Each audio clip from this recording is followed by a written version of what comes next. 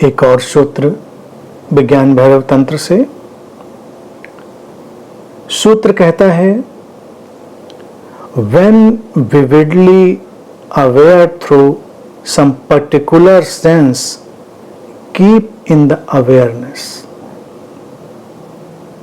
जब किसी इंद्रिय विशेष के द्वारा स्पष्ट बोध हो, उसी बोध, उसी सजगता में स्थित हो जाओ।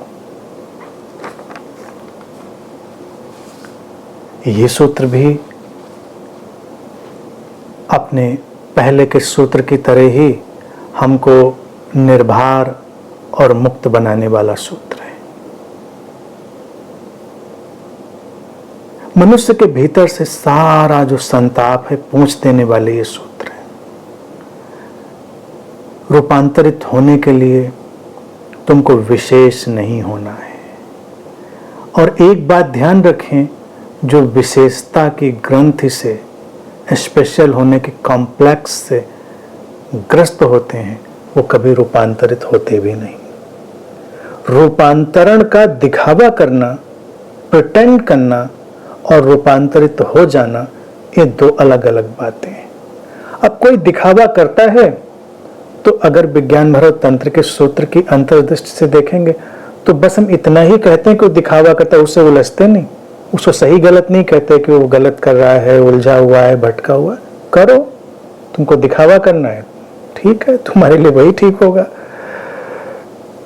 जो समझे उसके लिए सूत्र हैं, उसके लिए। जो नहीं समझे, वो नहीं समझना चाह रहा है, कोई बात नहीं। जटिलता को हटाना जीवन से अति आवश्यक है।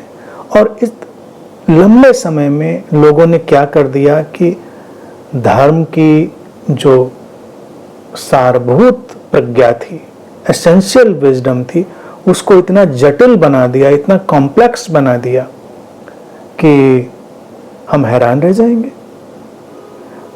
कभी सोच कर देखें, जब भगवान बुद्ध ने अपने समय में बोलना शुरू किया तो उन्होंने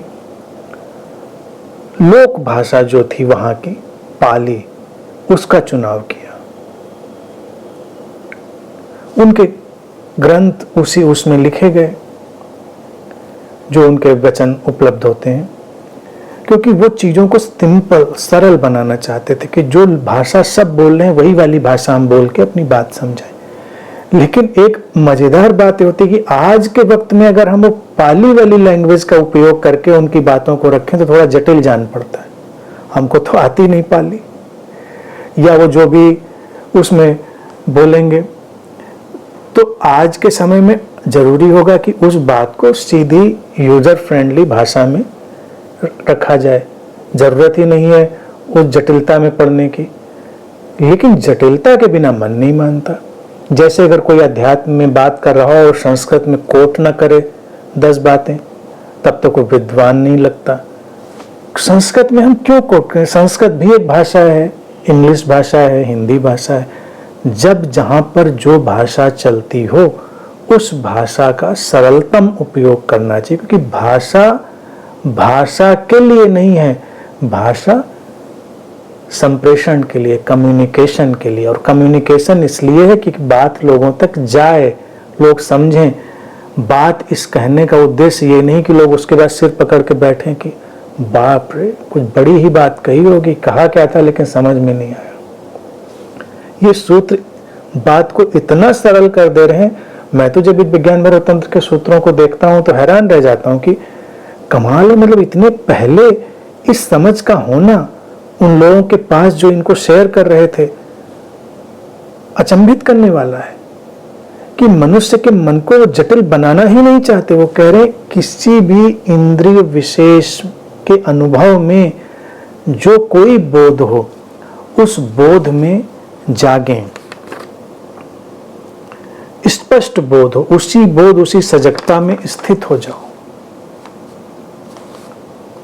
अब इंद्रियां हमारी जो भी हैं वो बहुत सारा अनुभव करती हैं। बोध का अर्थ इंद्रियों का अनुभव। हमारी सारी सेंसेस, चाहे हमारा स्वाद हो, स्पर्श हो, देखना हो, सुनना हो, सारी इंद्रियां अपना अपना अनुभव ले रही होती हैं। और मूलतः क्या चीज है कि इंद्रियां हमको छलने वाली बन जाती हैं। इसीलिए हम एक बात हमेशा यूज करते हैं कि जो सेंसेस हैं दे आर डिसेप्टिव, छलावे वाली हैं। विज्ञान भैरव तंत्र के सूत्र ने भी एक बार इसी शब्द का उपयोग किया है कि जो इंद्रियों के अनुभव हैं वो छलते हैं। तो इंद्रियों के अनुभवों में अगर लिप्त हो जाएंगे, खो जाएंगे, तो उनका तो अपना काम है इंद्रियों का, वो तो अपना होगा जो होगा। क्यों है इंद्रियां और क्यों है इंद्रियों के अनुभव? एक तो बात ये जान लेनी है, इंद्रियां हैं इसलिए क्योंकि उन्हीं के माध्यम से अभिव्यक्ति है, उन्हीं के माध्यम से हमारे जीवन की अभिव्यक्ति है। जीवन अपने सर्वांगीण रूप में, मल्टी डायमेंशनल फॉर्म में जब एक्सप्रेस होता है, मैनिफेस्ट होता है, प्रकट होता है, तो सारी इंद्रियों का उपयोग वहां पर हो जाता है। मनुष्य का देखिए गौरव हम इसलिए हमेशा कहते आए कि मनुष्य जीवन अपने आप में अनूठा है, क्योंकि इंद्रियां पशु के पास भी अपनी हैं, लेकिन पशु इंद्रियों के अनुभव में सीमित रह जाता है। हम उन्हीं इंद्रियों के अनुभवों से एक व्यापक जगत का निर्माण करने में सक्षम है। इसीलिए मनुष्य के लिए हम को क्रिएटर शब्द का उपयोग करते हैं। वो सह सृजन करता है, अस्तित्व एक सृजन करता है और मनुष्य भी। तो हम इंद्रियों के अनुभवों को इंद्रियों पर ही सीमित नहीं रखते हैं, उनको एक विस्तार दे देते हैं। तो ये संस्कृति, हमारे चारों तरफ का ज्ञान, विज्ञान, ये उन्हीं इंद्रियों के अनुभवों के विस्तार से प्रकट हुआ है। यहां तक बात ठीक है सारी। सूत्र जो कह रहा है, सूत्र का उद्देश्य है रूपांतरण, ट्रांसफॉर्मेशन, जागृति।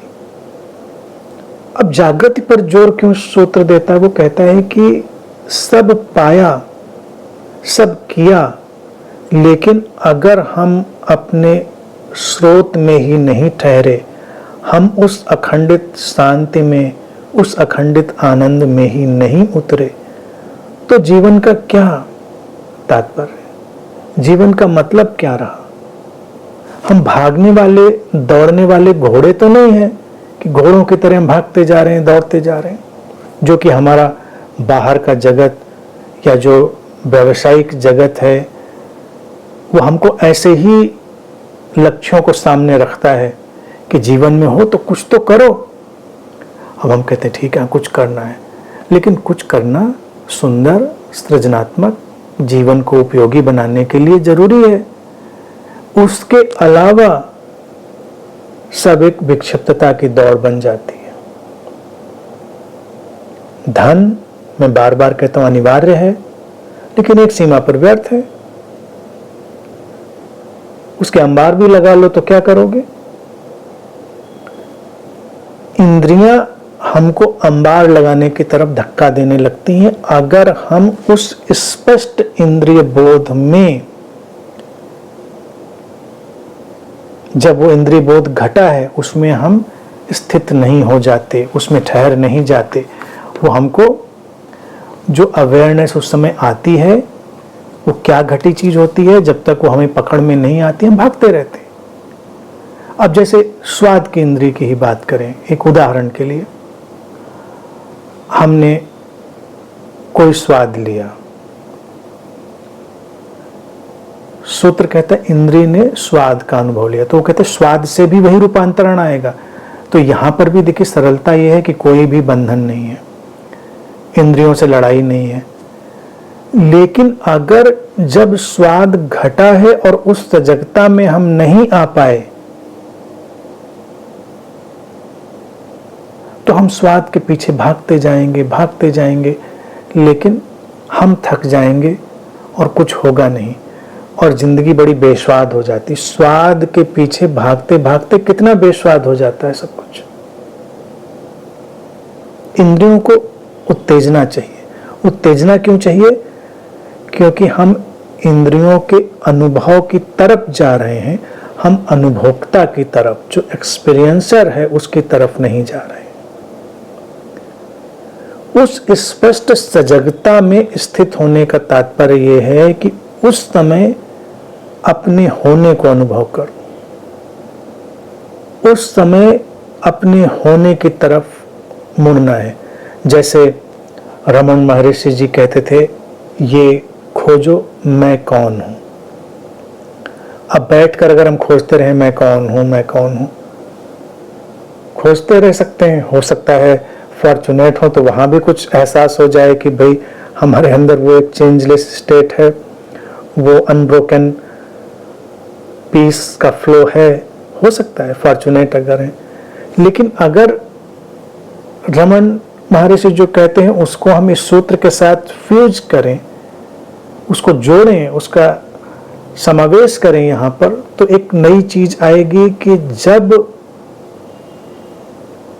किसी भी इंद्रिय विशेष का कोई अनुभव घट रहा है तो अपने इस मैं कौन हूं को जागृत करें कि ये कौन उस इंद्रिय विशेष के पीछे खड़ा हुआ है। क्योंकि इंद्रियां तो प्रोजेक्शन है, मैनिफेस्टेशन है, वो उस सोर्स से, उस स्रोत से निकलकर जीवन को अनुभव करने के लिए उपलब्ध हुई हैं। लेकिन जीवन में अनुभव करने वाला वो अनुभोक्ता तो कहीं और है। यहाँ तक अगर अभी हम अनुभोक्ता के बहुत मिस्टिकल डायमेंशन में ना जाएं, केवल हम फिजिकल डायमेंशन की तरफ भी बात देखें तो सब हमारे ब्रेन में जा रहा है। सेंट्रल सर्वर तो हमारा ब्रेन है।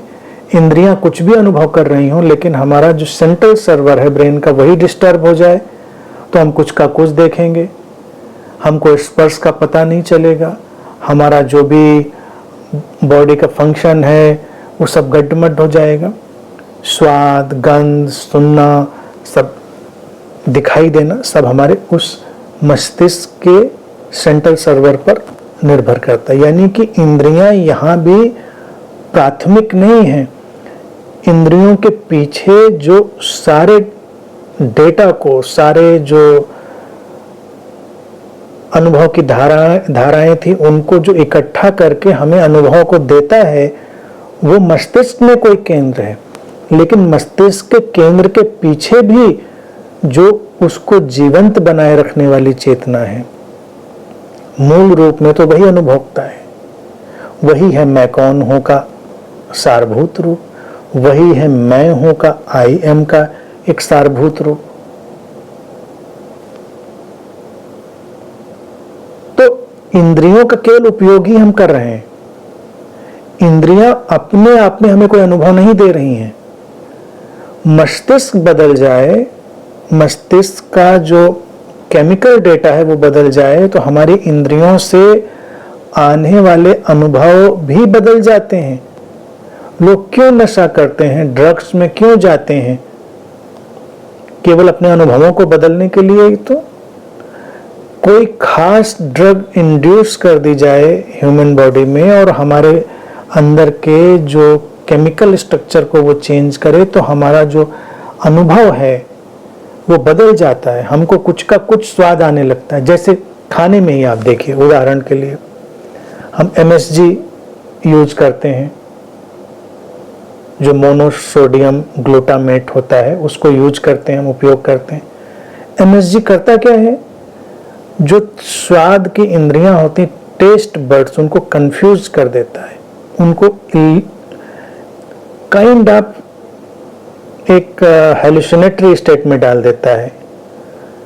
तो स्वाद का कुछ अलग सा हमको अनुभव होता है, लगता है कुछ है अच्छा सा, लेकिन वो एक्चुअल स्वाद नहीं है, वास्तविक स्वाद नहीं है, केमिकली इंड्यूस्ड है। तो कई बार वो जो बाहर से डाला गया है उसका दबाव हमारे ऊपर पड़ता रहता है, हम वास्तविक चीज को अनुभव नहीं कर पाते।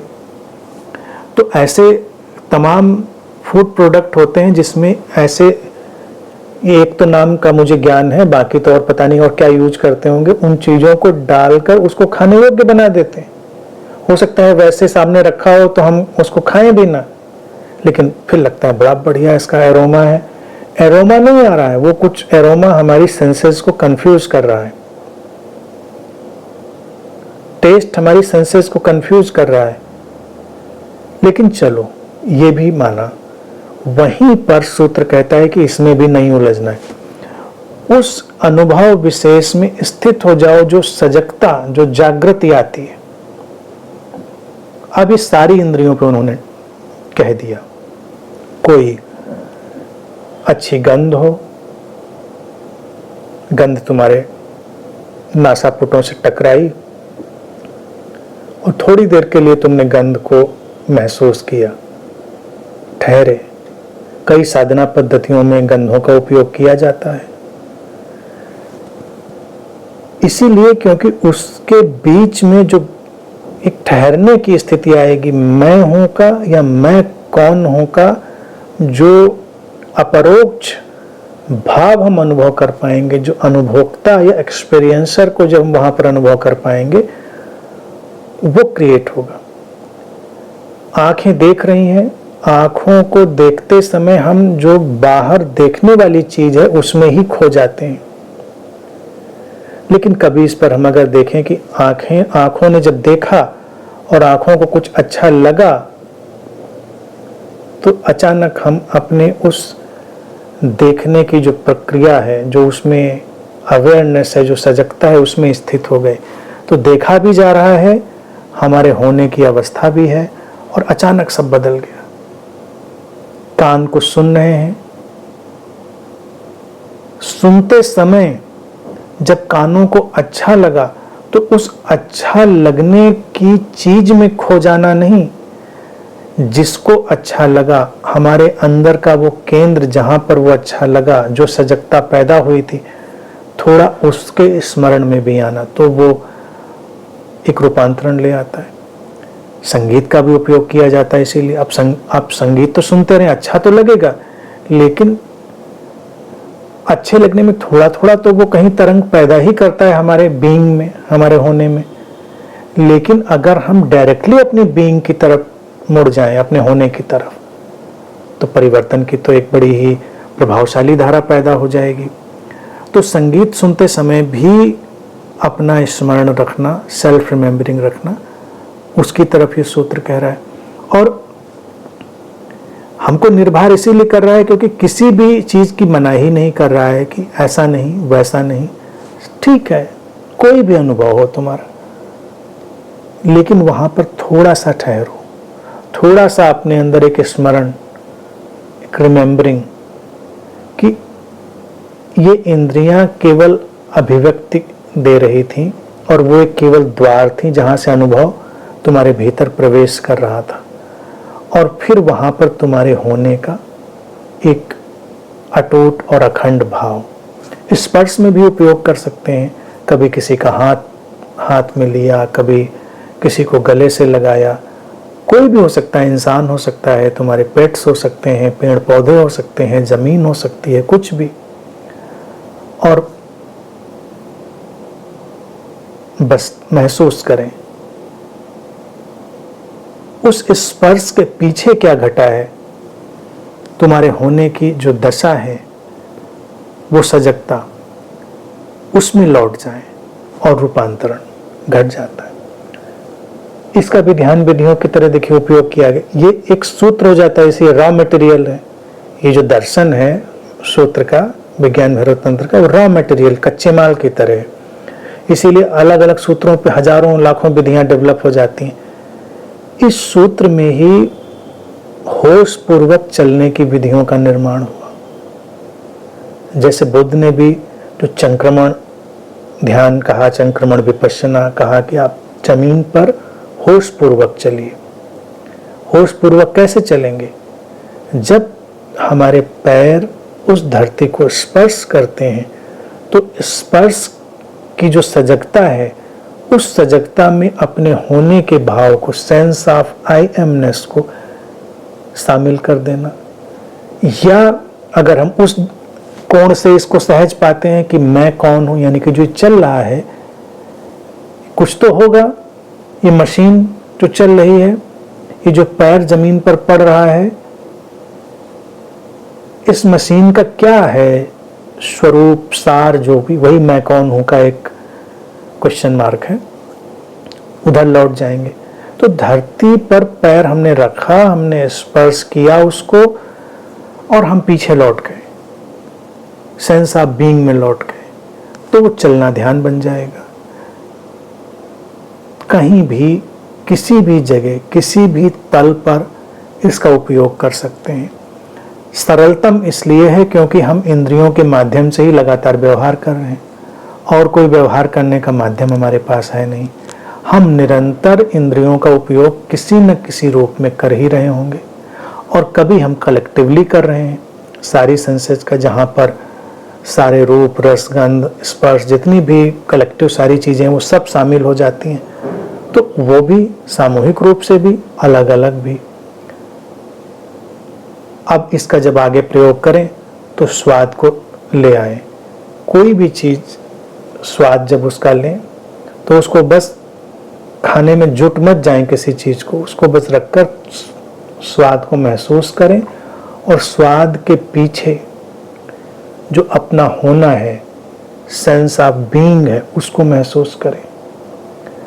कोई सुगंध, उसको उपयोग करें, कोई संगीत, उसका उपयोग करें, कुछ भी अच्छा जो लगता है उसको देखें, उपयोग करें। अच्छा बुरा तो कुछ होता नहीं, ये तो हम अपना निर्माण करते हैं, तो वो कहीं से भी हम उसको लेकर आए और किसी भी इंद्रिय के साथ उसका उपयोग करें। ये बस ऐसी ही व्यवस्था है जो सूत्र दे रहे हैं कि जैसे अचानक बाहर लौटते लौटते, भागते भागते बाहर कुछ हमारे भीतर लौट जाता है, हम ठहर जाते हैं। इसीलिए इंद्रियां एक ऐसे डोर की तरह, एक ऐसी विंडो की तरह हमारे सामने होती हैं, जहां पर दोनों तरफ के रास्ते हैं, बाहर का भी, भीतर का भी। बाहर की तरफ जिसको हम कहते हैं कि संसार में, विषय में उलझने का सारा मार्ग खुला है, उसी ओपनिंग पर, उसी डोर पर, उसी खिड़की पर हमारे भीतर भी लौटने का एक उपाय है। और दोनों कई बार साइमल्टेनियस है, समानांतर है, एक साथ है, कि जो बाहर की तरफ जा रही धारा है वो तो जा ही रही है, लेकिन एक धारा जो भीतर भी जा रही थी, हम उससे भी जुड़ गए, और रूपांतरण उस सजगता के साथ, उस सेंस ऑफ बीइंग, अपने होने के भाव के साथ। होना क्या? वही जो अनाम है, अरूप है, असीम है, अनंत है, वही होना और रूपांतरण। तो ये इतने सरल ढंग से, इतने गैर अपराध बोध के साथ हमारे अंदर लेकर आता है कि कुछ अलग नहीं करना है, कुछ विशेष नहीं करना है, कुछ भी इंद्रियों के किसी भी अनुभव में जाइए, ठहरिए, उसको एक खिड़की की तरह देखिए। बस उसको प्रयोग की तरह ऐसे ही देख सकते हैं, कुछ जो है बाहर जा रहा है, बाहर तो हमेशा ही जा रहा है, लेकिन अब हमने कुछ भीतर जाता हुआ भी अनुभव कर लिया। कुछ ऐसी चीज, कोई ऐसी अंतर्धारा, कोई ऐसी इनर स्ट्रीम, और फिर हम देखेंगे कि ना कुछ भीतर गया, ना कुछ बाहर गया। वो एक ही धारा थी जो भीतर से ही निकलकर बाहर फैल रही थी। इंद्रियां तो केवल द्वार थी, लेकिन जो भीतर से निकलकर, यानी स्रोत से निकलकर जो चेतना फैल रही थी, हम उसके प्रति जागृत नहीं थे। तो हम बस दरवाजे पर खड़े होकर कुछ आगे ही देख रहे थे। तो उसी दरवाजे पर खड़े होकर थोड़ा मुड़ के भी देख लें। तो ये सूत्र बस इतना ही है कि इंद्रियों के दरवाजे पर खड़े होकर थोड़ा मुड़ के भी देख लेना है, और न कुछ भीतर जा रहा है, न कुछ बाहर जा रहा है। वो एक शाश्वत प्रवाह है, जीवन की शाश्वत अभिव्यक्ति है, जो हमारे स्रोत से निरंतर घट रही है। इंद्रियां माध्यम है, और इंद्रियों के माध्यम से वो घट ही रही है, क्योंकि वही तो जीवन का अनुभव है ना, वो अलग से कहाँ आएगी, वो घट ही रही है हमेशा।